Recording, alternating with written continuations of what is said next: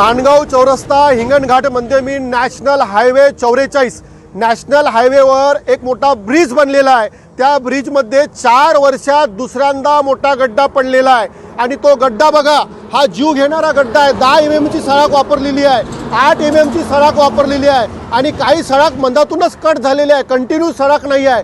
आज बघा, या जर गड्ड्यामध्ये जर कोणी ॲक्सिडेंट झाला, जर एखाद्याची गाडी फसली, जर कोणी मरण पावला, तर त्याचा जबाबदार कोण राहणार आहे। आणि ह्या कॉन्ट्रॅक्टर संग आम्ही कॉन्टॅक्ट केला तर तो अभद्र भाषेमध्ये आमच्यासोबत बोलून राहिलेला आहे। तो म्हणते की कोणी मेले तरी मला काही फरक पडत नाही, सत्तेधारी लोक माझ्या पाठीशी आहे। बघा, 4 वर्षांमध्ये इतक्या मोठ्या प्रमाणात भ्रष्टाचार केलेला या पुलाच्या माध्यमातून मी आदरणीय नितीनजी गडकरी साहेबांना विनंती करतो का तुम्ही ज्यांना कॉन्ट्रॅक्ट दिला त्याच्यावर कठोर कारवाई झाली पाहिजे। आणि इथं ज्या पद्धतीनं गड्डा पडलेला आहे, हा 4 वर्षात दुसऱ्यांदा गड्डा पडलेला आहे आणि आर पार गड्डा आहे, निकृष्ट दर्जाचं काम झालेलं आहे। याच्यावर चौकशी लावली पाहिजे आणि कारवाई केली पाहिजे, अशी आमची राष्ट्रवादी काँग्रेस पार्टीकडून आम्ही मागणी करतो।